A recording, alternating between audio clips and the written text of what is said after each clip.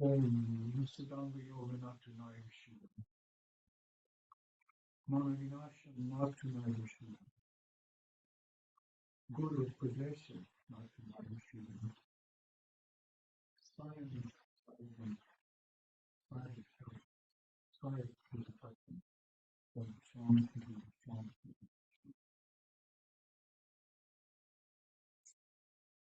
the self is not made pure by practice with the 16 Buddha. The self is not made pure by the destruction of the mind's ways. The self is not made pure by bowing with the self. Is always not living.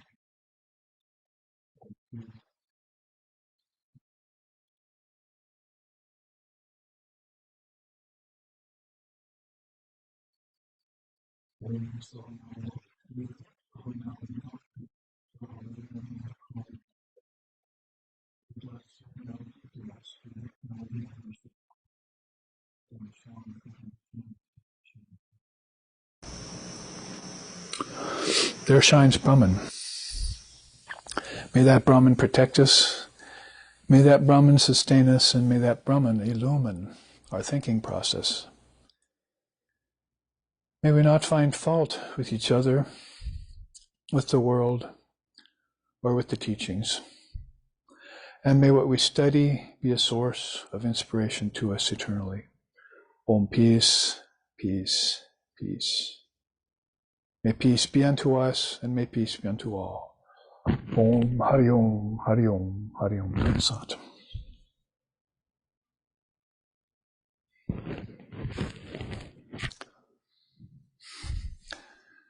After at least a month of Sundays, if not more, we've gathered here for our continuation of our class series on various subjects. And this particular one today is one I selected during the week that had to do with the hybrid of Vedanta and Yoga, how that works together so well. It put me in mind of reading the Gospel of Sri Ramakrishna, which many of us did. Fortunately for myself in my early 20s, it's the first book, spiritual book I really picked up and held and read from cover to cover. So I came straight to the great master fortuitously.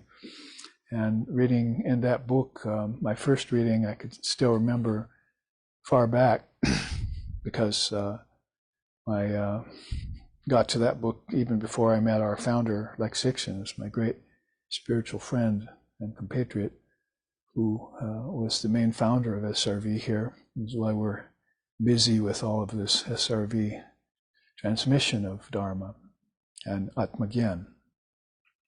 So reading in that book the first time, and then a few years later again, and then again and again, till even just in the last few days I've been searching through it for certain things, and now they have a concordium for it and all sorts of beautiful things to add to the mix so that we can find quickly and easily these things that we're looking for that we want to share with others, as I'll be doing today with you for an hour or more. But the reason I bring it up is that later on, when students began to come to SRV and they began to read the Gospel of Sri Ramakrishna for the first time, I was already beginning to bring out facets of it in terms of Samkhya mainly, Tantra secondly, and then Yoga, because you really don't find a lot of Vedanta in the Gospel of Sri Ramakrishna. He's not talking about it all that much. He brings it up in terms of the Gyanis, what they study, the Neti path. So all of this isn't readily available to Westerners, and so that they can plug into what it is that they're reading and where it comes from, what period of history. And so you see kind of where I'm getting at then is that basically Sri Ramakrishna and his divine consort, Sri Sharda Devi, pretty much lived as a totally consecrated tantric couple together. And he was Paramahamsa and Guru, and later known as an avatar, and had all these wonderful, pure students coming to him there after he finished his period of discipleship, you might say, at the Kali temple, and the priest there worshiping Mother Kali. So bringing it back to the current here is that when I started sharing these facets out of the gospel and letting people know that this is what they were imbibing when they read a word like, say, tattva, which we looked at over the last couple months before our recent trip to India. We just got back from a pilgrimage to India with a dozen of us. So looking at what was in the gospel became something to be shared. And along with it, though, and I won't go into it in depth because, again, you hear so much Samkhya there and you don't know what Samkhya is if you're a Westerner. And you barely know what Vedanta is, so you're just getting started on that path. The Swamis have come, to the West after Vivekananda and started Vedanta Center, so you come to know the word. And then the practices that Sri Ramakrishna was doing when he was younger, particularly, were pretty much tantric practices. And if you have any knowledge of that, they're very, very strange, these practices, especially for the Western sensibility. Go to the graveyard and meditate. If you see a corpse that hasn't been buried yet, sit there and meditate on it. The Westerner's going to raise his eyebrows and wonder what that's all about, and maybe think it rather superstitious or rather archaic, or maybe had nothing to do with religion. But this is the hands-on part of religion in India, is the Tantra. And I've just been talking with a couple of people over the past few days about how they're skittish about getting into it because they've heard it's been desecrated over time, and also that the practices are very difficult, and the whole tantric material is very technical. I mean, yoga is technical enough, Patanjali's yoga system, but Tantra far outstrips it in terms of length of time that it's been there and the practices that have come about through it, the Tantras, the Puranas, the Agamas, all these scriptures that are behind it. And a lot of that hasn't been put into English, like, say, the Upanishads have now, and the Bhagavad Gita came readily to us over time. So bringing that up because mainly, try to get to the point here, is that when people found out that there was so much in the gospel, and they had already set themselves on the Vedantic path. I'm following Vedanta now through Sri Ramakrishna Paramahamsa, but particularly through Swami Vivekananda, because he was more well known to us, came here to the country and so forth. And Sri Ramakrishna was still kind of, this very madcap kind of person there that was having ecstasies and various things that you didn't see in Swami Vivekananda when he was here. You'd have to go to India with him to see him all of a sudden take on that ambiance of bhavas and moods and various things that, and take off his don, the clothes that he donned for teaching over here formally amongst, Christian oriented people who were having a hard time with Christianity, of course, but then come down to find out that all of these different things are a mixture in the gospel. And then the next hurdle with that was people saying, do we have to practice these? I thought Vedanta was just this and this, the Atman is pure and perfect and thou art that. That's pretty much what I want to know.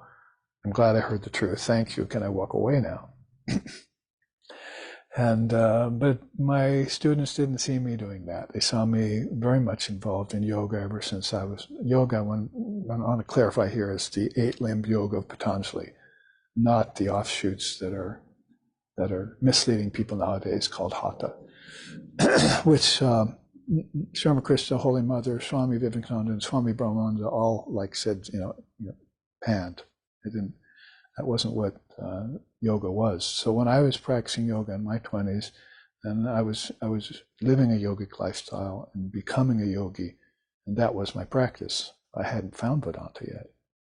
So Vedanta as a statement of truth started to come to me through the gospel. And then the Gita was coming about the same time, and I started to imbibe a lot of Sri Krishna's teachings about Vedavyas and Kapila, and people that he cites in the Gita to be the great rishis of India, who were not like Kapila was pretty much the composer of the Samkhya system, and so it seemed like you couldn't really mix that too much with Vedanta unless you knew something about the philosophy. So yes, I finally told my students, to cut to the chase, Vedanta isn't, the Vedanta that you hear is not enough. You have to start practicing. And some of this is going to entail, and some of you, if you've been with me long enough, remember dropping the tantric bomb on you back in the early days of SRV and giving my first tantric teachings to everyone that was with me at the time, and how shocked people were, how amazed they were. What a beautiful system, an honorable system, because I had to tell people recently that I don't teach what's maybe said is the left-handed path kind of tantra that people over here kind of get, excited by and interested in, like imbibing of alcohol and having of sexual relations. These things got mixed into it.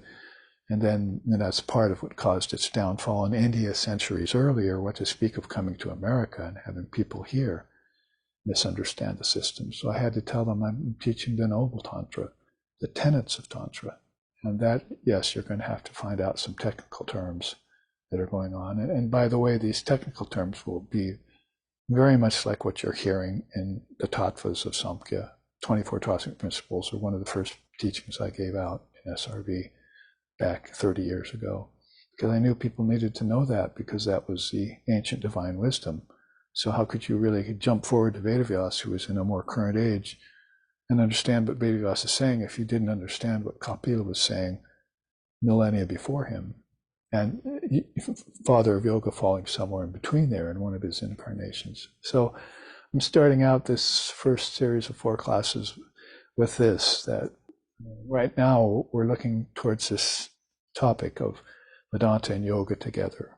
And I know as I went around myself teaching Vedanta from the platform of the Ramakrishna order and Swami Vivekananda and SRV when it finally came into existence, that I was going to centers that were called Yoga Vedanta centers.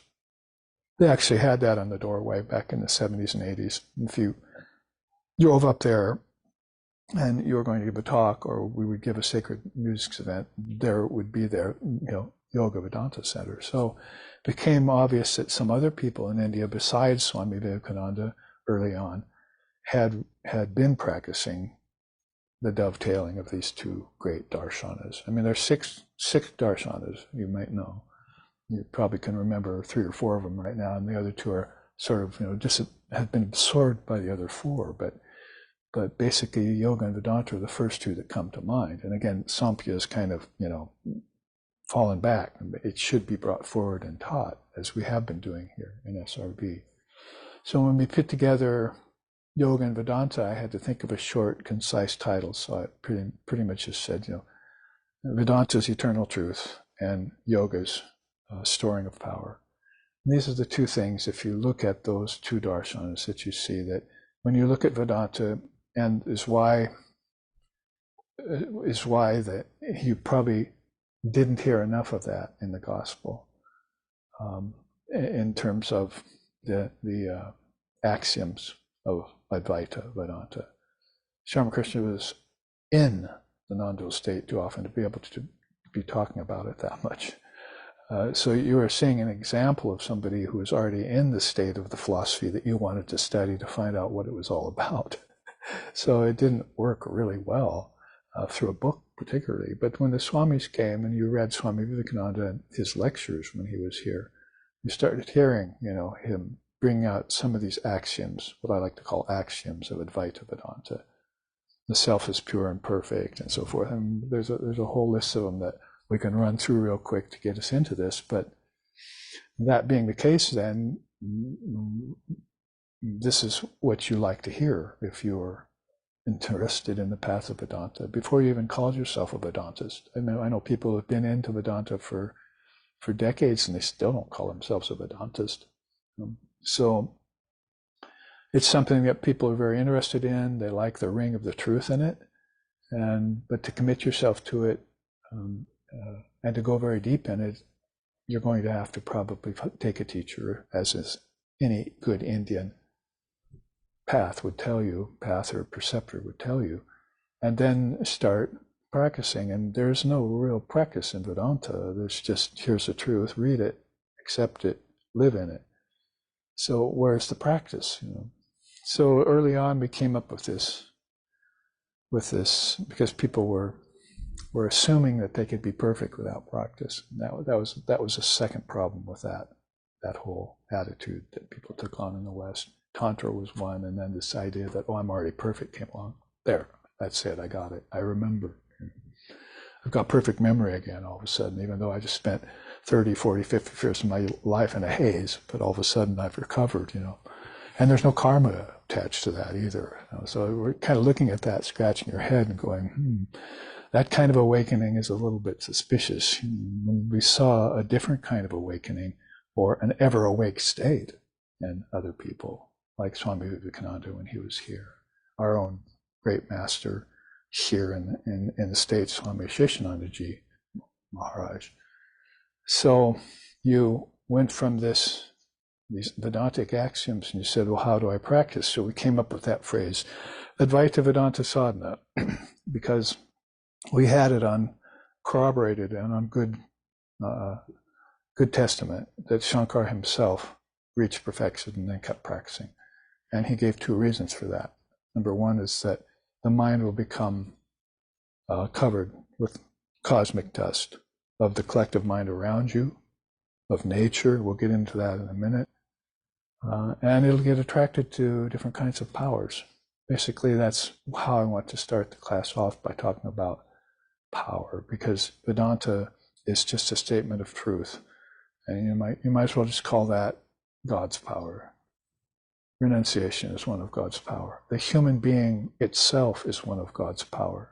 Love is one of God's power. These are, they may sound like qualities or attributes, but when you put them in the divine atmosphere, these are the green of the tree. They're not just an ornament on a tree. These are the actual innate essence of truth. So if you were having a time when you were young looking for truth and you couldn't find it, and you were having people talk about relative truth, or then they talk about, there's your truth and then there's my truth, or there's the truth of that religion and then there's the truth of this religion, and you were floating around there for a while, like this figure in our new chart we'll look at, and you didn't know which way to go, to surface, to dive deep, or just to stay there, floating in some silty waters of the intellect, like opacity all around you. So basically, you decided then that, like Shankara, that the second reason why you keep up this practice is to be an example to others, so they'll do it. So all of a sudden, you had everything you needed to become an Advaita Vedanta sadhanist. See, you could, without any recriminations from people who thought that they were already attained or already in samadhi or already illumined, without any regrets whatsoever, you can say, I still practice. I still offer a flower on my Guru's slippers. I still ponder the truths of Vedanta, and even play devil's advocate with it all the time. Is that true? Is that not true? Why is it true? Why isn't it true?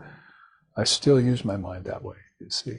And that's what makes the mind facile. And I was just talking to someone yesterday, say, if I don't do these jobs, I'll get all sore and I'll go mad. I can't sit still. I have to do this work. So that's the same with the mind. If you just let the mind sit in its own juices for a while, unless you have an abiding peace of mind that you can always fall back on, but who has that? Like Kolima said, you need that first and foremost. Then basically you're going to have to exercise that tool of mind. And it has to be exercised in the right way. So this is my preamble again to Yoga Vedanta as a hybrid. Vedanta is giving you the truth, and yoga would be the next best darshana.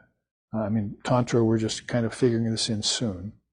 But yoga as a practice would be the next best thing for storing up power from what you hear in the Vedanta.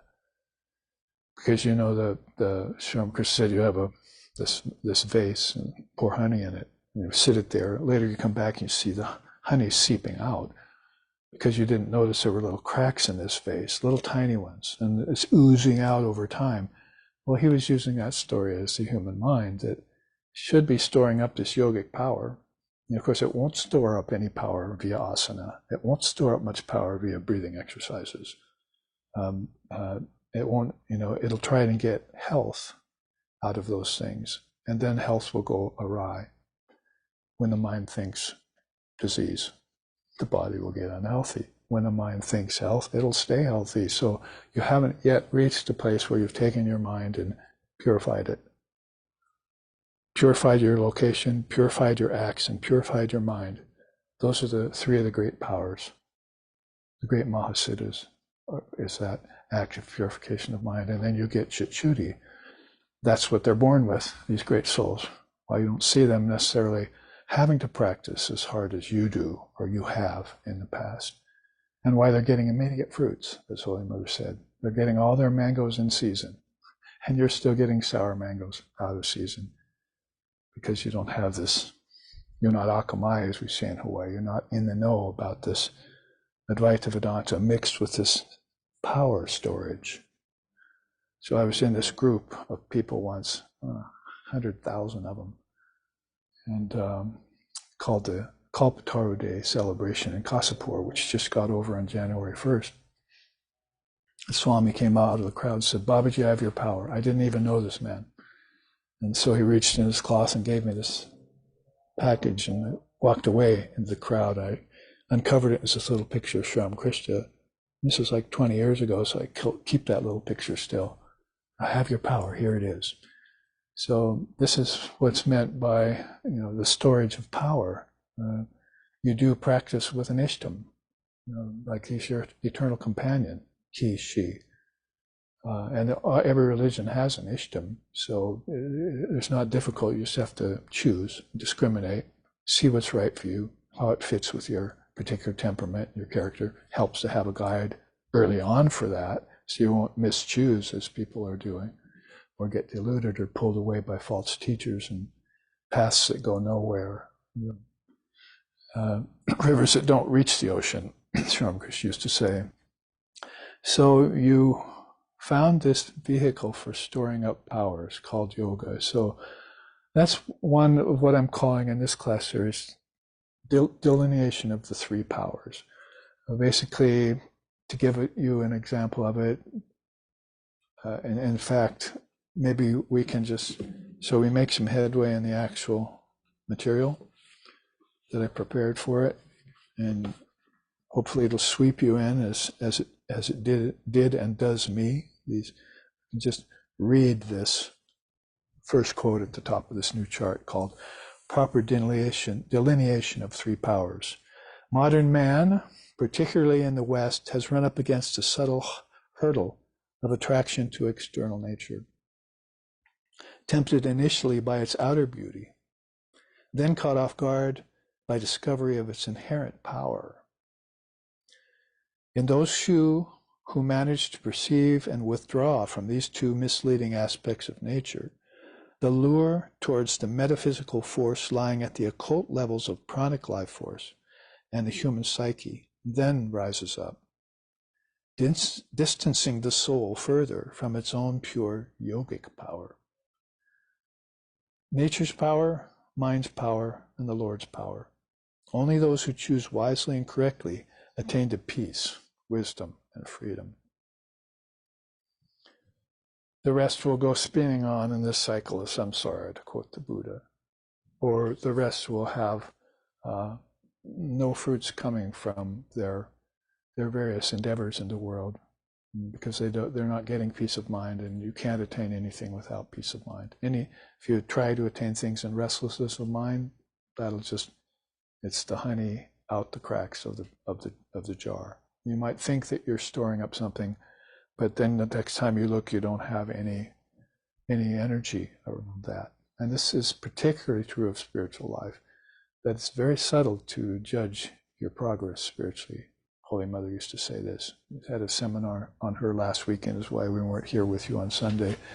Had a seminar called the Matriavatar and the Divine Mother Practice. So she was saying that in some of her quotes. She said it's very difficult to figure any headway in your spiritual practice. It's what your guru tells you. You're doing fine, or hold on there, boy.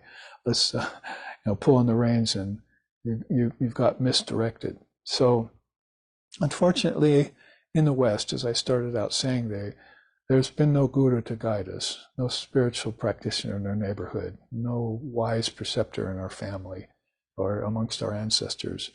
And this is not just in the case of America, it goes back into Europe too, which America is just springing from Europe. So we didn't have anyone coming forward to point out to us that probably one of the stunning of most of all realizations, and I just saw evidence of it in India when I talked to some 14 Swamis there. They'd all renounced nature. They were living in renunciation of nature. So it's not like you have to come to the West and you say, why are you attached to nature? And they have to say, well, that's all there is. There's nothing but nature here. We're materialists. You can't tell us anything different. But you can go to another country and they've renounced nature a long time ago, lifetimes ago, and they're not blindsided by its beauty anymore. You don't sit the Swami sitting around with a margarita looking at a sunset. They're always talking to you about Brahman, and they want questions about Brahman from you, and they want to share what you know about Brahman. So these are true human beings, as Lex Dixon used to call them. And you don't see them seeking out the gaining of personal power through storing up masses of resources in nature. So this is what I'm talking about here in this court. There are two things. So this is the first of the three delineations of power, are these first two things. One is that the beauty of nature blindsides us, and then you just become a nature lover. And it's, like I said, sunsets and various sports and activities, and pretty soon you probably take up your vocation, and that will also be in nature. So the beauty of attraction to nature is what's there. And then the second aspect of that, which is the same kind of power, is that if you do, or if you are fortunate enough to wean yourself off of being hypnotized by the beauty of nature, and say, it's one sunset, I've seen them all. Like the Advaita, we had his teachings on that. Sunset in the morning, the moon coming up at night, forests, streams. I've seen it all, but I've never seen anything like the Atman, ever. So, if you're going to get entranced by something or hypnotized by something, try your own consciousness, try yogic power. And if you don't have that, start storing it up. Pour the honey out of that cracked old vase and pour it into a nice polished silver bowl. Store that somewhere and add to it every day with your practices. Otherwise, remember last week's God blog, Swami Vivekananda was saying that there was this man that got into a boat and he really wanted to go somewhere, and he was just pulling on the oars ferociously. So he had the right idea, the right effort and all that, but his boat was still moored to the harbor. He forgot to take the rope off, and he's just like struggling, trying to go somewhere, and he's going nowhere faster. So that's what people are like when they're trying to store up any other kind of power than the power that belongs to them already. Isn't it ironic? That's what they say when they talk about self-realization.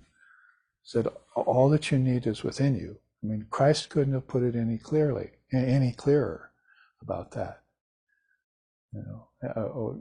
You're the one you've been seeking all this time, the Tantra says. You're the darling of your own soul. It's you that you've been spending all this effort for. and going this way and that way, and hither and thither and yon, as Vivekananda quoted from the Old English, trying to find something that's already within you. And Swami Krishna laughs and says, yes, Naren, my boy, people are like musk deer running around looking for that fragrance on the wind, but without knowing that that fragrance is coming from the musk deer's own navel. So, if it stopped and just put its head down, sniffed its own navel, it would find out where that beautiful fragrance was actually coming from inside of itself. And otherwise, it's just lost in nature, running around here with the five senses, trying to catch a fragrance of this, or a view of that, or a sound of that, and completely deluded by attraction to nature. So when we say renounce nature, I've seen evidence of hundreds of souls in my life who have renounced nature. It's no big thing. What's really amazing is that so many hundreds of thousands of people are still hypnotized by it.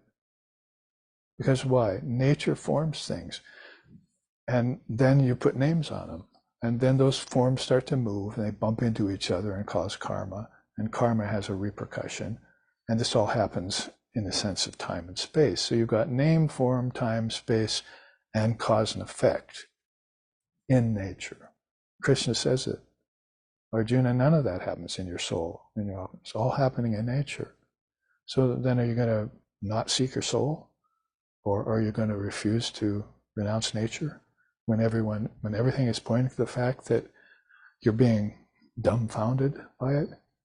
Dumb has gone and found you. It's the meaning of that word. So give up this fascination with nature as quickly as you can. It's sentimental. It's emotional. A lot of people I meet, they're still in shock about being born. I finally figured this out after a while. I said, why aren't they just waking up when they hear the words of Vedanta? Because we could cut this, at least 2/3 of this next 4 weeks out of the picture and just talk about Vedanta. The axioms of Vedanta, they're right there. You can just read them out almost. Brahma Sutra says there's like 11 of them. Some other scripture says there's like a dozen. Some say there's just 3. So there's these main points about truth that if you just need to hear it, shruti once in your lifetime, to remember that that's the truth, and then you can go ahead and start shaping yourself around that. But instead what's happening is nature's shaping you and then trapping a bit of your consciousness in its forms. So last week at the seminar, we had that question, I proposed it, they thought that they had a great question when they said what came first, the chicken and the egg. But I said that was just not even a practical question, because chicken and egg are both forms. Consciousness happens before form. So how can anything come first before consciousness, right? Consciousness is anterior, not only to forms, but to life, not only to life, but to mind. Because a lot of people are running back to the mind. These people are going to the surface, and a lot of people are running back to the mind. So there's a second kind of power you're up against. I didn't really finish the second type of the first kind of power. Basically, it's that you got dumbfounded by nature through the senses. And then you spent your whole life like a nature lover. So, you see driving around with one of your old family or ancestors, look at the beauty of that tree. And, I'm sitting across from this person saying, you've seen so many trees. Why are you, and you're 80 and you're still looking at the beauty of that tree? Maybe you never once looked at the beauty of the source of the tree. I mean, down here we have it, What's Sri Krishna say, just to make this all very easily understandable? All beings who come here to earth, the earth plane, get immediately entranced by the beauty of the garden. But very few ever think of seeking out the gardener. And essentially in Advaita Vedanta, the gardener is you. You're the gardener. There's no God in Vedanta. There's no God in yoga. There's no God in Samkhya. There's no God in Buddhism. And there's no not God in any of them either.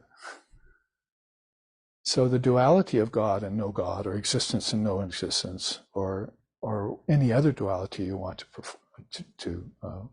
postulate or put up before the mind's eye to examine, is not the point.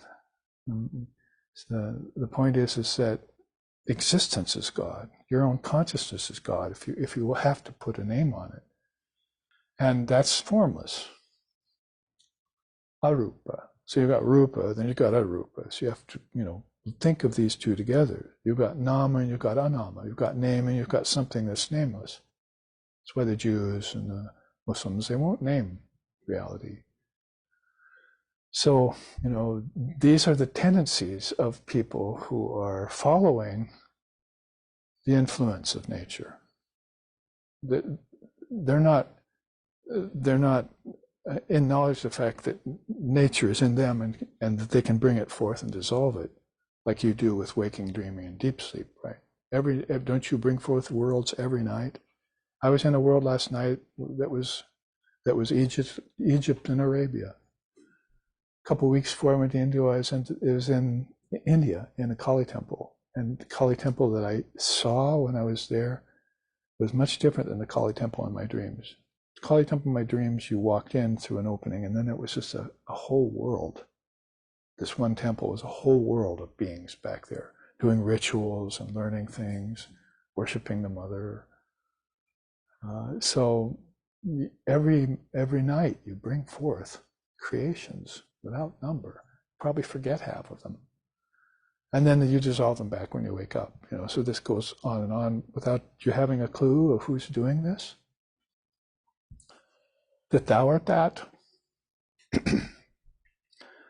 So this is how name and form and time and space and causality get precluded by consciousness. And it's one of the few things that, maybe the singular thing I could say, is why people in the West don't understand Indian Advaita yet, Indian non-duality. They've kind of come up with versions of Advaita that they call their own now, that are vying for supremacy, Vivekananda said before he passed away in the early 1900s. He saw this happening already. He said, the strongest one will outlive the rest. So that one that's going to outlive the rest is this one that refuses to settle in on nature having anything to do whatsoever with reality. It's an offshoot. It's a reflection. It's a changing phenomena. And where is it coming from? The mind. God does not create in our tradition. You can't create something because there's nothing to create it out of. Everything is a-create. That's what Vivekananda tried to tell us when he came here. They need a word, because there's so much into these creation theories and creation this and the creation that. Even my own people back in India, the Tantrists and so forth, are really into this, the secret of creation kind of thing. We need a word that can really just pinpoint and bring out this facet of formless reality. We'll call that a-create. It's the opposite of anything that gets created. And that's the truth, and that's formlessness with a capital F. So if you're still caught then in the flux of attraction to nature, then you're one of those many millions of people who are.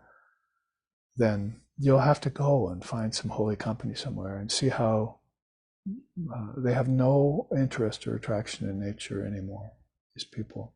You have to be amongst them. And, first of all, it's like, what do they do? What do holy people do? Sitting around just happy inside themselves. Why was Ramakrishna just like, in bliss? He didn't own anything. He didn't have a bank account, no children. They're contemplating yogic power inside of themselves. They're contemplating the Mother Shakti, because her powers are all real, beneficial, substantial. All the other forms of power are misleading. So let's go on with it. We can take examples as we go through, but basically that second, let's call it dimension of nature power, is that if you do happen to be one of those ones that gets over it, say, oh, I'm not that attracted to sunsets and this and that anymore, kind of sentimental, so you've kind of gone a different direction. All of a sudden you find out, because of scientific advances that there's a huge amount of power out there. Even before you split the atom, I can amass some of this stuff and increase what? My influence over things. It's all ego. And so now you've run a pot.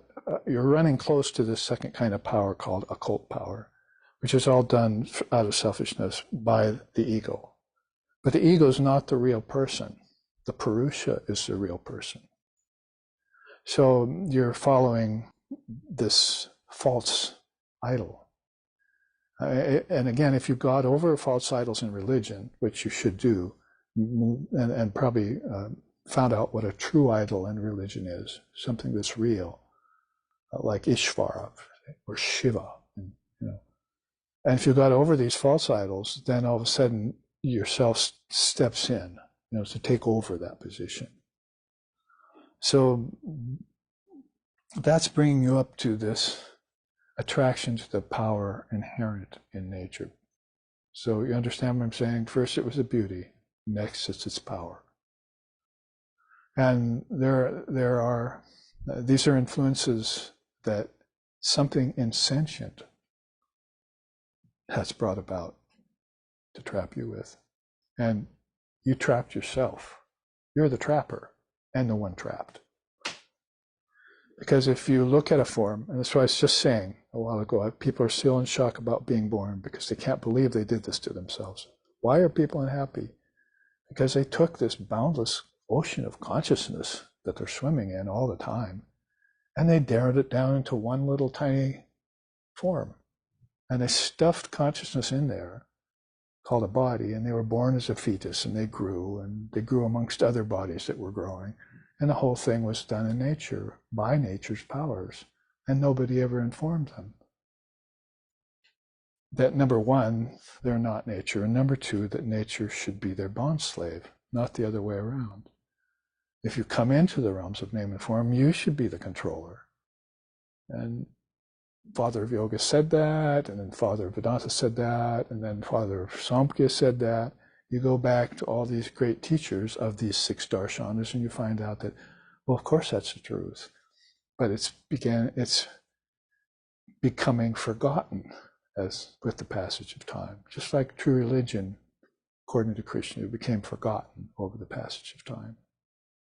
It doesn't take but 1,000 years for that kind of forgetfulness to completely settle into the mind. But lo and behold, religion and rishis and luminaries decide the one thing that stumped us more than all is the production of nature out of our own minds.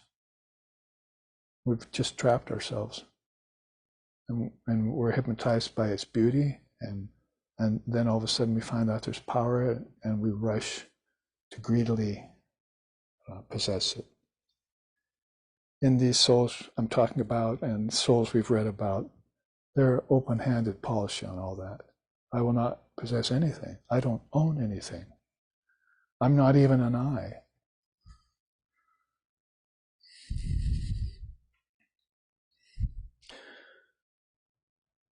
And that's the first part of delineation of these 3 powers we want to talk about. Just to put us on the same page, the second type is when they find out that there's an origin to nature's power, and this sets him on an inner trajectory, and that could be the beginnings of a spiritual life, but it turns out to be attraction to occult powers. So Father of Yoga says, they begin to see the connection between the power of nature and their own inner power. But what stands in the way is their attraction to the occult. They want to use this power. Before they wanted to use this power to amass wealth and to influence people and to dominate over others and to go to war and the various things that we know are just adharmic. No sensible, God-loving person would go near those things or have anything to do with them because of the karma involved in them. But these beings now are thinking, well, I might be able to skip the whole shoot mess there and just control the heavens, control the worlds inside of me. I see now that there's a connection to the inside. Now I want to manipulate that. Prakriti Laya, it's called. You can, just like in dreams, you can form these worlds, live in them, and then dissolve them and come back to earth and so forth. Well, these beings can form these worlds, live in them, and then take them into a formless state to see where their source are, and then come back and manipulate them more. So they're intensifying their enjoyment of the power in nature. And so that becomes the game. Accumulation of wealth first, then intensification of enjoyment. So here, physical power, vital mental power, yogic power. Those basically are the three we're talking about. Now you realize that the first two we're talking about up here fall into this physical level and are beginning to bridge on the occult, which is a sticky wicket topic, the occult. We'll look at that a little deeper to see how people who, if they got over the fact that they're not a name and a form, and that things in nature change, that they should immediately go to God's power. They should immediately realize that they're the source of all other powers, but they don't. They get attracted to the metaphysical. So they go from the physical to the metaphysical, and they never, just like most people are blindsided by the fact that they were born in a form, and they're emotional all their lives about it. Like in India I went, you don't see therapists, you just see swamis. And people aren't running to air their problems with people who have problems, because they know the people with their problems can't help them with their problems because they have problems. So you go to a person who doesn't have problems, a swami sitting there. And so you're sitting there with the swamis, and Hindus come in with their children, they bow down to the swami, they talk to them a little while, they get up and leave, and this happens all day. They're going to spiritual teachers with their daily lives matters and clarifying them every day. So, people here are just emotional babies and reacting to everything that happens to them, because part of the problem of believing in nature is you think that nature is the only reality. That's, in Vedanta, that's called the world's real.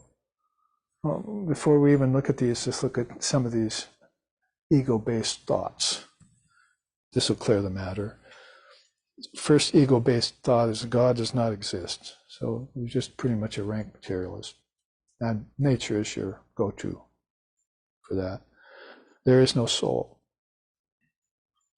So then there's no entity except this undefined ego personality inside of yourself, which is trying to monopolize everything. Worldly knowledge is best, and that's going to happen to the intellectual too, because they don't know about jnana, vijnana yet. They don't know that there's something beyond ignorance and knowledge as a duality that they can go to, that's a clarifier for this delusion. So these thoughts are, when you think about these thoughts just as normal thoughts in people's heads, this is what's going around their head if they would care to think. If they bring any concentration to the thought process at all, these are the conclusions they'll walk away with. So matter is all there is. That's a real hard one for somebody who's looked into spirituality as being the goal of human existence, and enlightenment being the highest aim of human life. And when other people are thinking entirely the opposite, that matter is, and somehow they're going to be able to, take that with them to some heaven that they don't even know exists yet because they haven't seen it, which is religion is trying to foist upon them. I seek only my own good. Basically, that's the ego-based thought. It's not out for the altruism, for the good of others, but it's really there just to satisfy its own urges and desires. I am better than others comes hand in hand with that.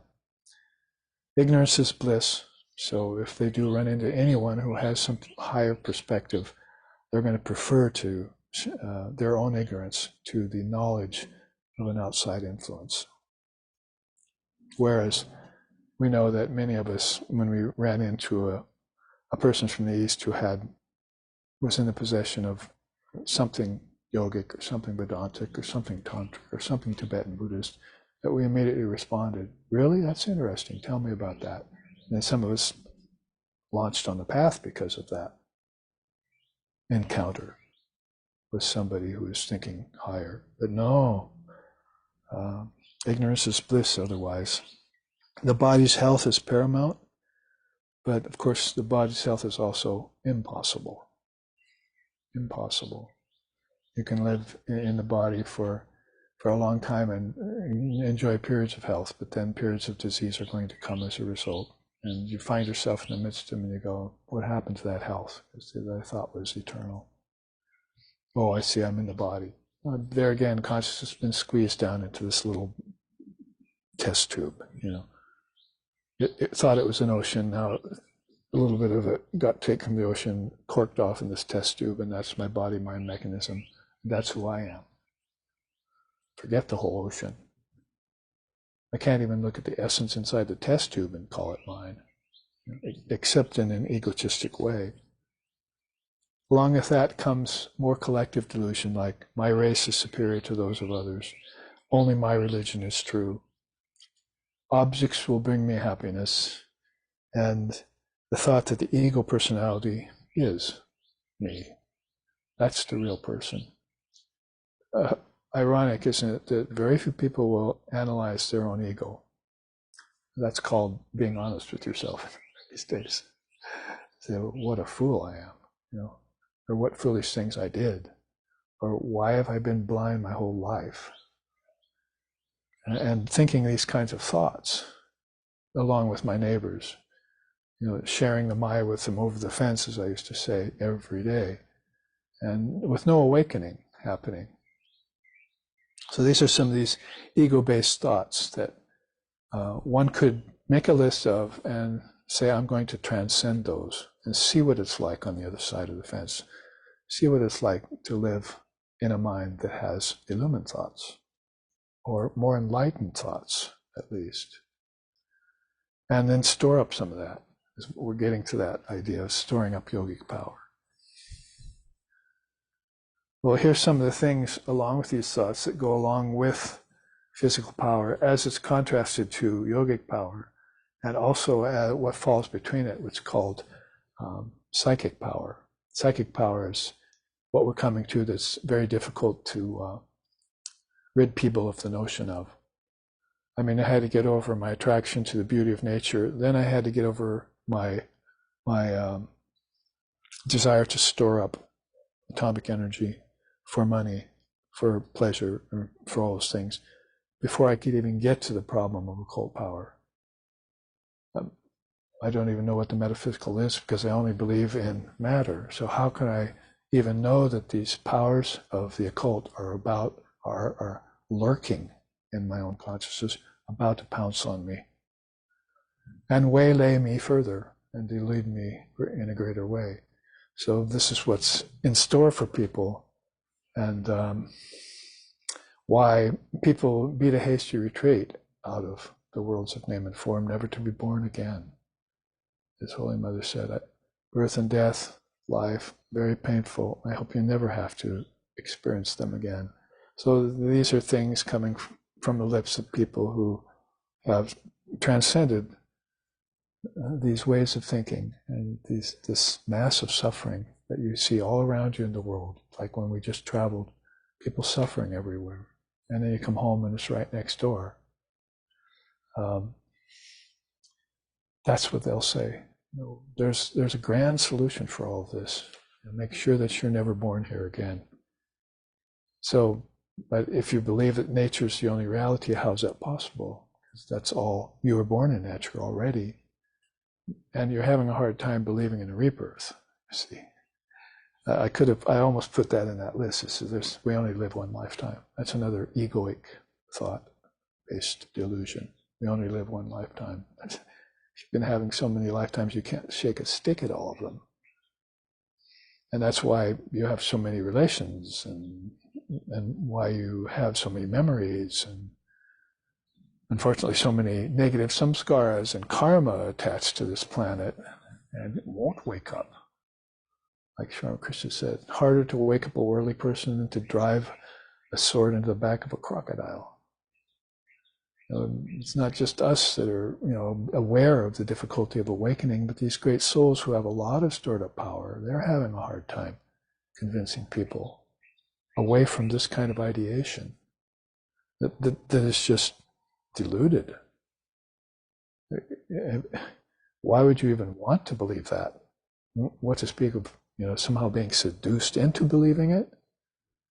It seems like if you had innate intelligence, you'd hear something like that and say, I don't believe that. But they're hearing truths like, your soul's eternal, and they're saying, I don't believe in that. It's the opposite way. They're walking away from the truth, and they're walking right towards Maya. Like this person, so we haven't talked about her first. So inside of these three kinds of power we're looking at this week, and which we might have to do a little bit more next week, there's this figure, and under the ocean. And there's the depths and the bottoms with all the jewels and all that. And then there's this opaque, silty waters, I called it here, which is the mind and its thinking process. And then here's the surface of hazy,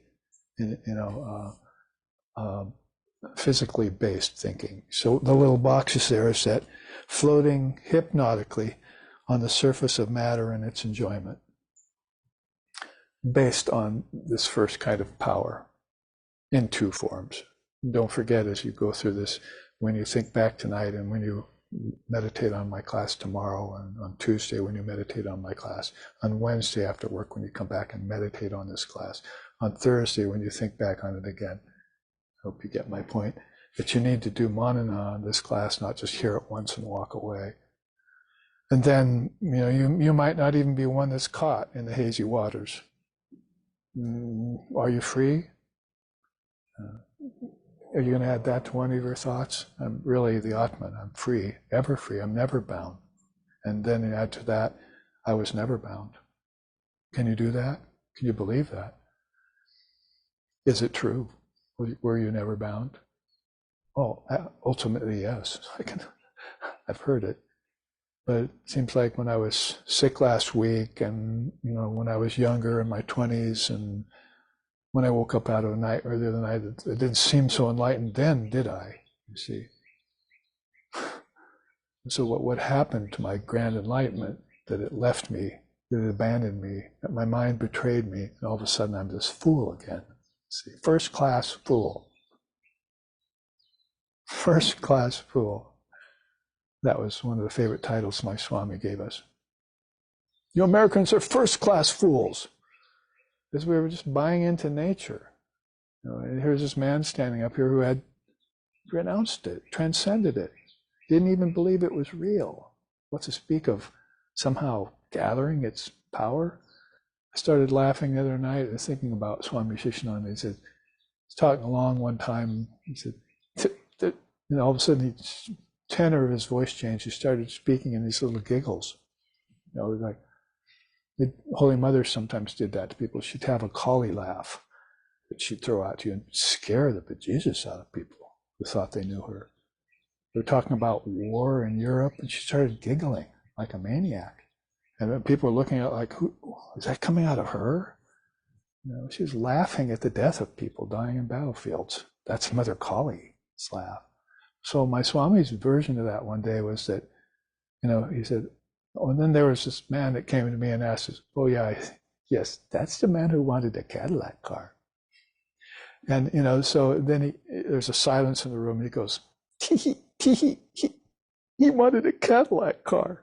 And like thundering horses out of nowhere, little bits of laughter started taking over this group, watching Swami Vivekananda as he sit there, started giggling inside himself about the ludicrousy of this man wanting to get this pile of nuts and bolts so badly, and drive it around. A Cadillac car. It was just the most strangest thought to this 90-year-old sannyasin from India who had renounced everything. And somehow he managed to convince everybody in about 5 or 10 seconds that that was the funniest thing that ever happened. I have a recording of it. You can just hear the whole room break into laughter for like 5 minutes they laughed. And then they'd recover and laugh some more. And so it's very hard to continue on with the lecture because of this, the idea of this American man, Western man, wanting a Cadillac car. So that's the shock, of all of a sudden immediately being able to abandon the position of all your desires that you think you want so much, because they're all based on nothing. Get the car, it breaks down, it wears out, it pollutes. Hang it as an albatross around your son's neck, for the next generation. Whatever's going to happen to it, I just had a mechanic tell me that he worked on an Austin Healey for 17 hours over 3 days to try and replace a gas pump in one of its tanks. And said, he couldn't even see where he was working. He had a mirror down inside. 17 hours inside of this car for this person who wanted this Austin Healey fixed, right up here, up the street. And that person is deciding to give it to his son. Here, you take this package of problems. Next time a gas tank falls apart, the mechanic is going to be gone already. We'll find another person to do that. So anyway, I digress, but basically floating hypnotically on the surface of matter and its enjoyment. That's what this person is, just naturally, buoyantly going to the surface of things. Unfortunately, the surface is not the light of Brahman. It's the depths where you'll find the darkness, or if you want to say, the brilliant darkness of Brahman. In the depths, dive deep, O mind, dive deep into the ocean of God's beauty. If you descend to the uttermost depths, there you will find the gems of love and knowledge and wisdom and peace, as the song sings in India. So the second box here, this for the second kind of powers, is drifting helplessly in the opaque, silty waters of heavenly projection and selfish intellectual conception. So you can see then how the shift is made from the attraction of beauty to just a naive little person, just enjoying my life in time as time floats by. But, my life in the current of time is about to end at any moment, but I'm not thinking about that right now. To all of a sudden is, how can I get more out of life? And if I have any intelligence in the matter, or have a family member who became a physicist or something like that, or a doctor, basically now I can start to gather the elements. I can start to covet them. I can start to amass them. How many tanks can I have this year, for my battles in other countries, and so forth? And how much gas do I need, to suck from the earth in order to fuel those tanks, to kill those people, so that I can dominate over all the worlds? And this isn't even yet to the level of the demigods. It's still out here with human souls who believe in physical matter only. They still haven't seen that there's a class of being that can actually master the heavens and dominate over them, like the demigods do over the ancestors, like the gods do over the demigods. There's a pecking order inside too, not just out here. And this is what's getting into what's called, the intellectual, these silty waters. There's no real clarity there in the intellect yet. It hasn't seen its own power, that's for sure. Because that, we'd want to bring that as a refreshing teaching, but I'm not going to do that for you yet. I want you to suffer really long and hard about this attraction to nature that you see all around you, and that maybe some tendrils are still existing in your own mind, and you can just finally say, earth, air, fire, water, and ether, seeing, tasting, touching, hearing, and smelling. I've had 40, 50, 60, 70 years of it. And, why do I want any more? Especially if it means it ends in suffering. If I've learned that lesson late in life, if I can learn it early, then that's another matter. You have some chance to face off with the demons of the occult powers and acquire Dharma Mega Samadhi. because that's what the father of these yogic powers said. If you can resist the onslaught of the 8 occult powers, then you'll get Dharma Mega Samadhi. Mega, Dharma Mega. You get this huge field of teachings that back in the Rishi's time was called Atmagyan, and later on, was called Vijnana. In Buddha's time, it was called the Dharmakaya. There's this huge field of teachings that's available to you in the depths. And, this is living, intelligent power. This isn't occult power with some shining with some other light. There, the sun does not shine, nor the moon, nor stars, nor lightning, nor fire. There only the light of the Atman shines. And all these other lights light up because of it. Na tatra suryabhati, na tatra chandra tarakam. So it's not the light of the sun, moon, stars, fire. That's the light that's attracting me at these physical and occult levels. But it's the light of the Atman that's the real light. It's the only living, intelligent light, and you get to it by storing up your power in the practice of yoga. You can hear about it in the Vedanta, and if you're exceptionally wise and adept and facile, then you can stick to the Vedanta Darshana and get realization and illumination, particularly if you put it together with your chosen ideal, right? Chosen ideal. So that's one of the other things, and by the way, that's rather tantric when you say that. So that's one of the other ways in which some of us, I don't think I want to practice everything that's in the gospel, like Babaji said. I think I'm just going to go to the mother. He talks about her too. So I'm going to take this Vedantic wisdom of Advaita, and I'm going to take it to mother and say, help me understand this quickly in one lifetime. I'm drowning, you see. Save me from these tepid waters, these fake depths of power that are luring thousands and thousands of people into things like anima, lagima, vyapti, prakamya, vishipta, mahit, and so forth. We can look at those because there's a whole chart on them. Let's look at this third box as we use these 3 boxes and this figurine at these different levels of the waters of existence, you might say, to further define what we're looking at here in terms of these 3 kinds of power. We need to look at these powers and say, I eschew them. I'm the power. I have the power. It's not in nature, it never was.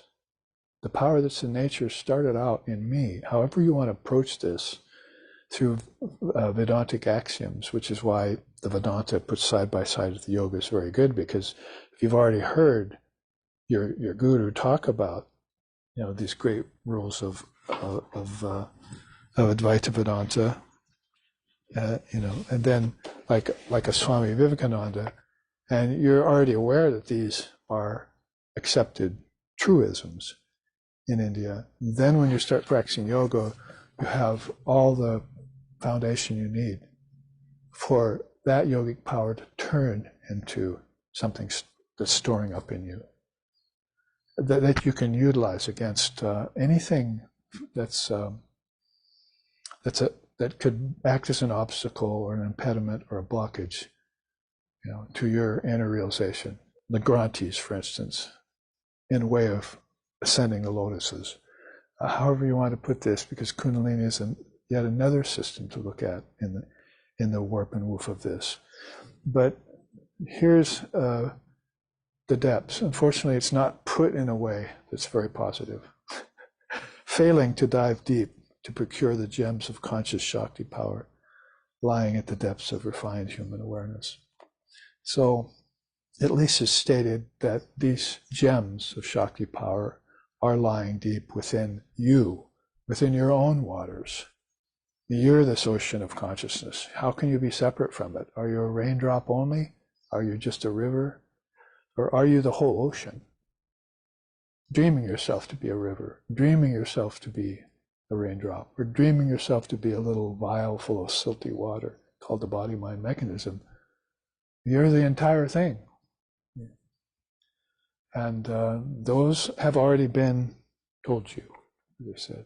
They've already been told to you as axioms.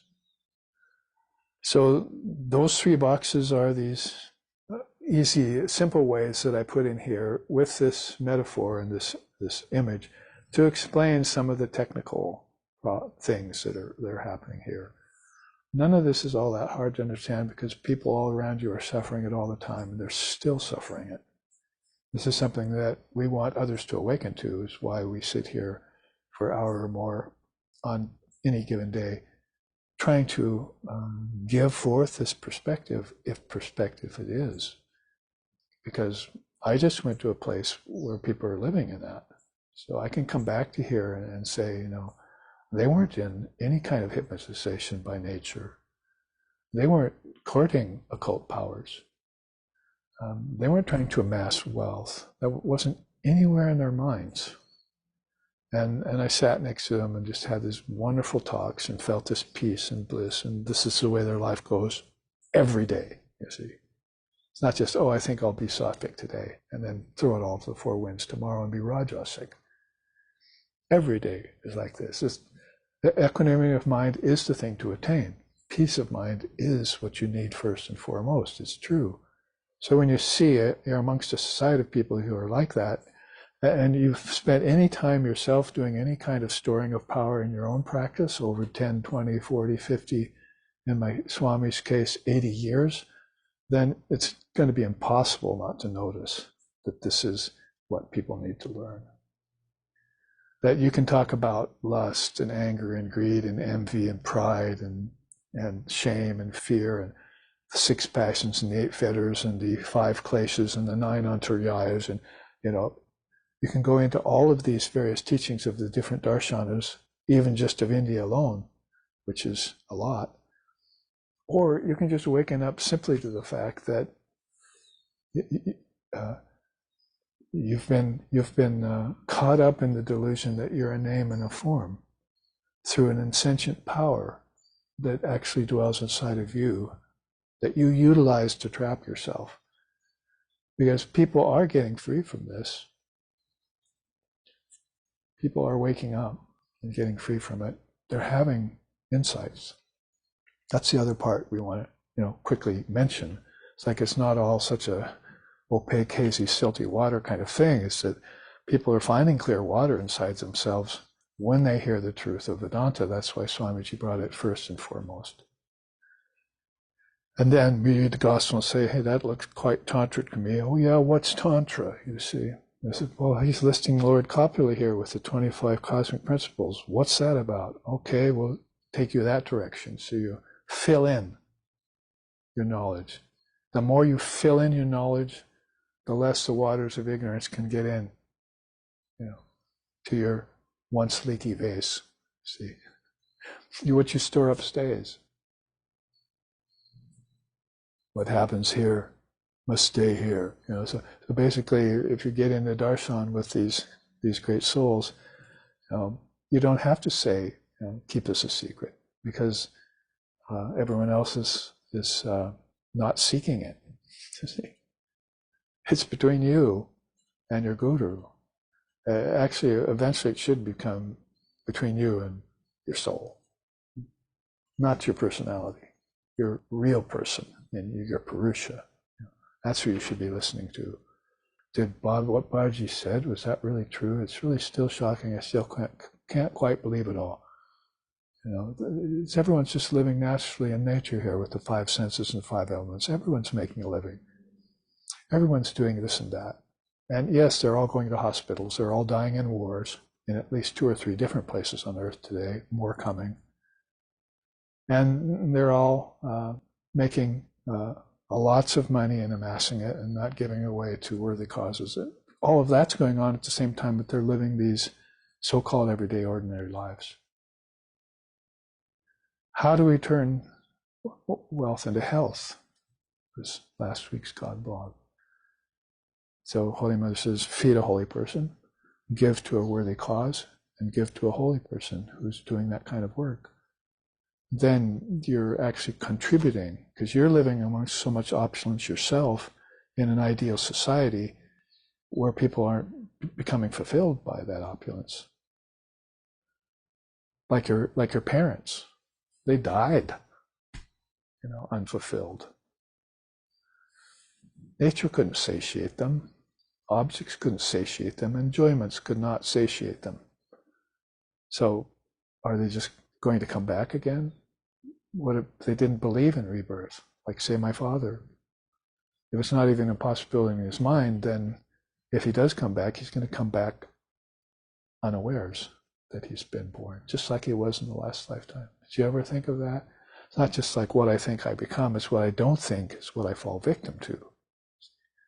So there are people walking around here by hundreds of thousands in this country alone, on this collection of islands we're just sitting in here right now, who don't believe in rebirth because in their last lifetime they didn't. Well, I don't believe in it again. They're born again. I still don't believe in it, you see. Oh, and look at that beautiful Cadillac car go by. So it's like the wake-up call is not being given. So this person's running out of air, and she needs to go, leave the surface after taking a deep Vedic breath, or tantric breath, or 8-limbed yoga breath, not a hatha yoga breath, please, and dive to the bottom here, and gather up the gems that are lying, Shakti power gems that are lying at the base of her own being, always have been, always will be, never will not be. It's always the case, and it's always the truth, and it's eternal. And so I'm not sure what time we have, but we were able to cover this much. Let's read these 5 points, and then we can say that in this first class we worked our way through this first, actually, delineation of power that has everything to do with nature. First its beauty, then its inherent force. It's very important to understand that, because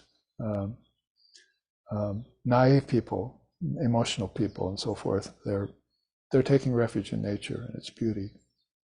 And it doesn't last very long when forests get deforested and oceans get polluted and the body gets unhealthy.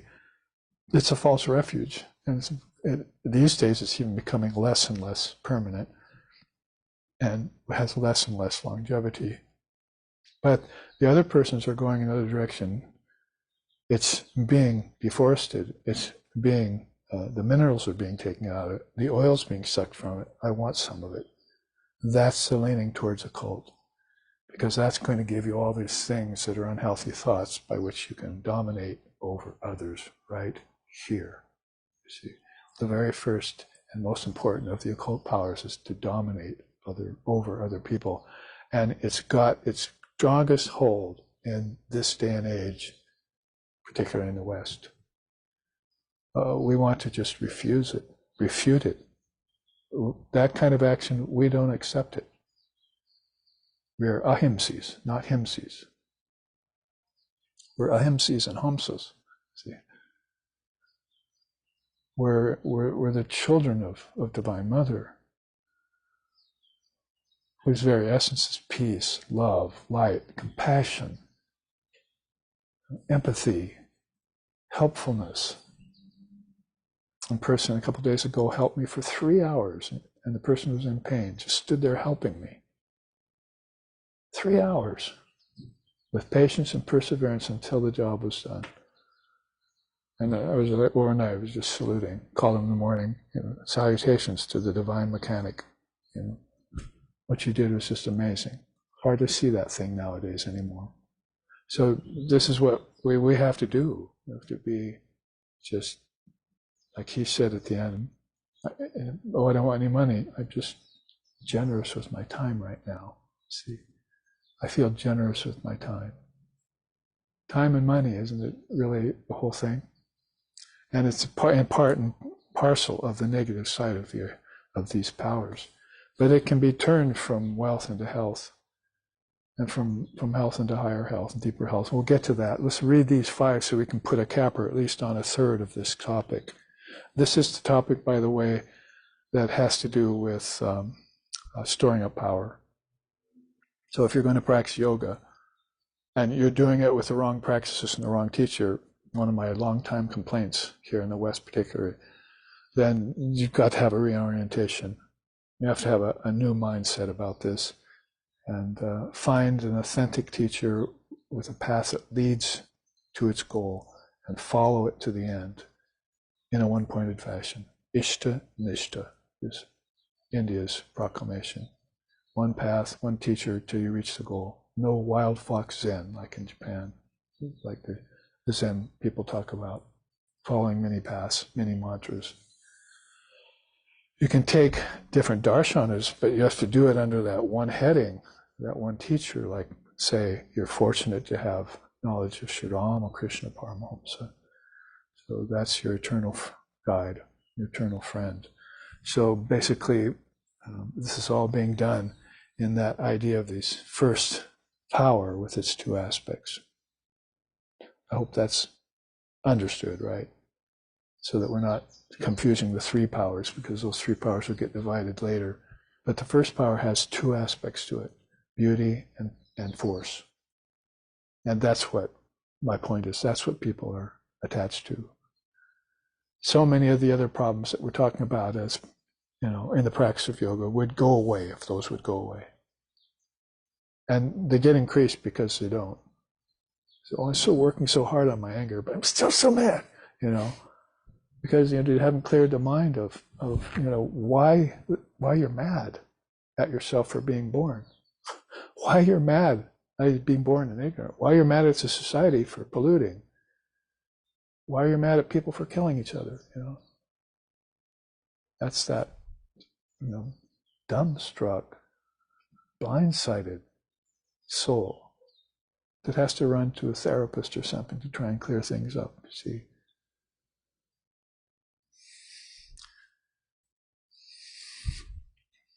But Ram Prasad has seen that hoping for help from professionals and family provides no real solution. Everyone just lives in pallid imitation of everyone else. So he's seen that. And what are they living in pallid imitation of? Exactly what we're talking about here. They can't even get below the surface of the waters, beauty and power. Interesting that you can find beauty and power at its source in the treasures of the Godhead. Those very things are there. So what what kind of distortion did the collective mind and the individual mind go through to take these original powers, Aishvarya, power of God, and turn it into the power for something insentient and something detrimental to others? What happened? And why am I a victim of it? And why am I making others a victim of it? It has to be disallowed, plain and simple. So if they're caught in that, this would be sort of a reading of a riot act of why. They're mastering the 5 elements for purposes of increasing personal wealth. It happens to people who say they believe in God, and it happens to people who say they don't believe in God. Wealth is their God. That's why. Coveting the objects of nature for enhancement of sensual pleasure. This one is connected, the first one's connected more back to power of nature. The second one's connected more back to beauty of nature, right? Because I want to have sensual experiences with the beauty of nature. Time for a suntan. I'm going to go relax.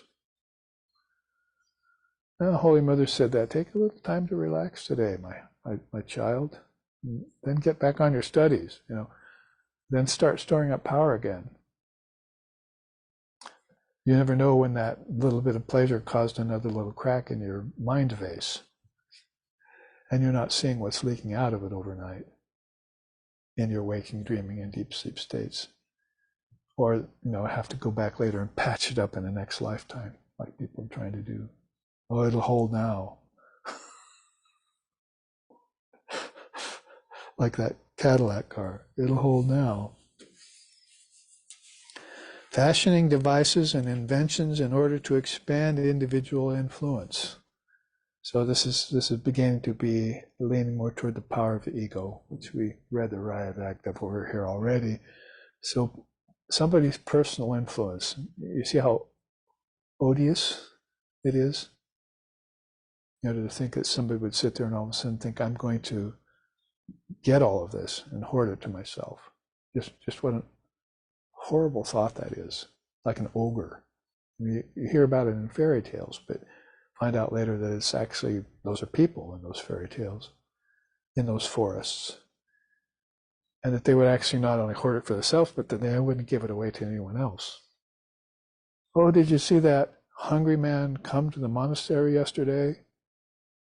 And all he wanted was a handful of rice, and the monks wouldn't stir themselves and go and give him a handful of rice. They sent him away with they were irritated by him. They couldn't rouse themselves out of their monastic life and just give him a handful of rice, Holy Mother said. This really irritated her. It wasn't like, oh, he's poor, he's come upon hard times, it's his own karma, and, he can go somewhere else. This is one of her children. And she used to say, don't you know I eat through all your mouths? If that man doesn't get fed, I don't get fed. In one of my lifetimes, I might not get fed. So, this is that odious. Can't think of a better word right now than, attitude or ideation that occupies these narrow-minded human beings, if you want to call them that. That's just, again, not acceptable, disallowed, rejected, sorry.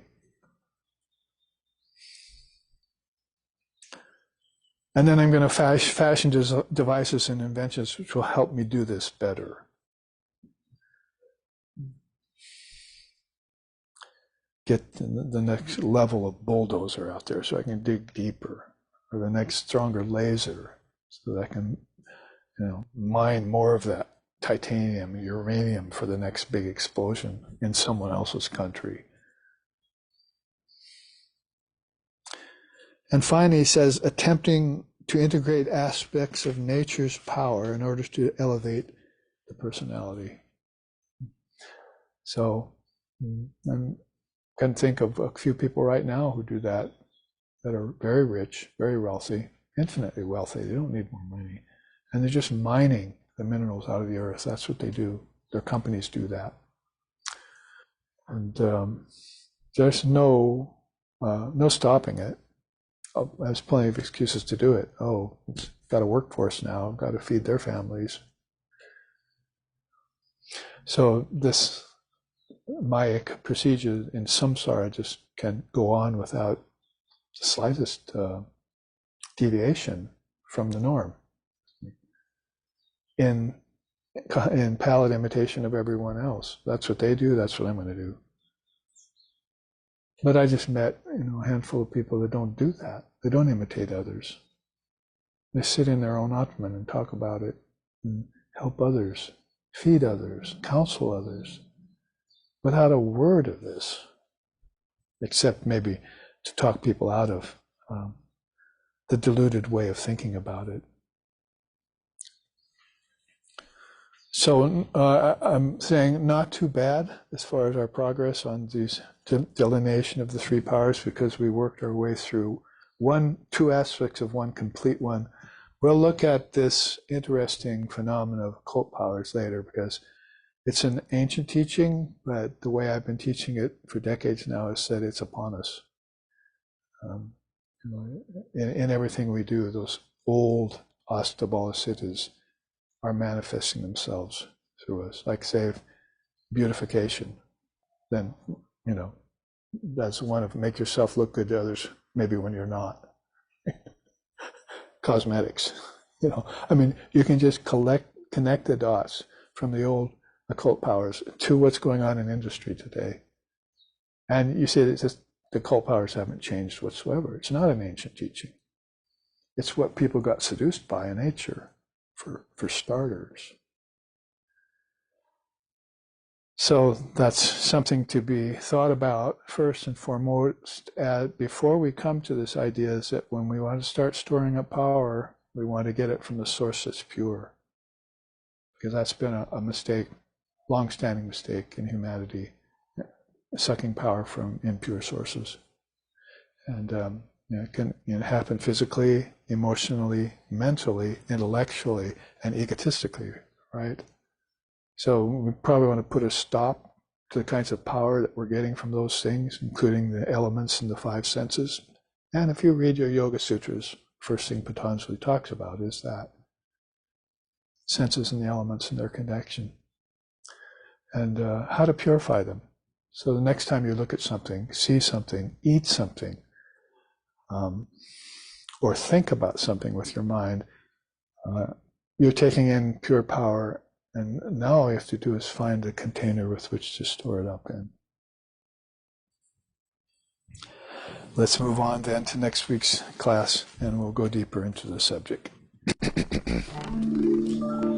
Jananim Sharanam Devim Ramakrishnam Jagadgurum Paro Padme Tvaye Shritva Pranamami Mahur Mahur Pranamami Mahur Mahur.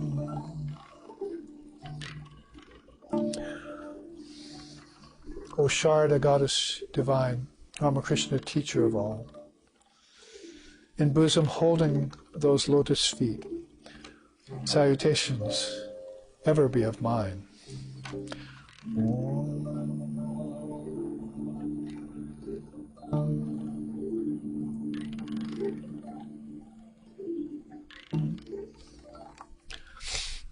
Om Vedanta Siddhanta Niruktiyaresha Brahmaiva Jivaham Sakalam Jagadcha Akanda Rupa Sthitireva Mokshu Brahmadvitiye Shutayaha Pramanam Om Shantihi Shantihi Shantihi.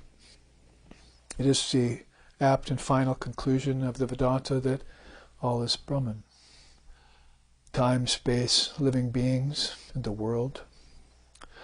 Living in constant recognition of this fact is what is called enlightenment. Brahman is pure and perfect, and one without a second. And the revealed scriptures and the teachings are the sure and certain proof of this fact. Om, peace, peace, peace. May peace be unto us, and may peace be unto all. Om, Hari Om, Hari Om, Hari Om Tat Sat.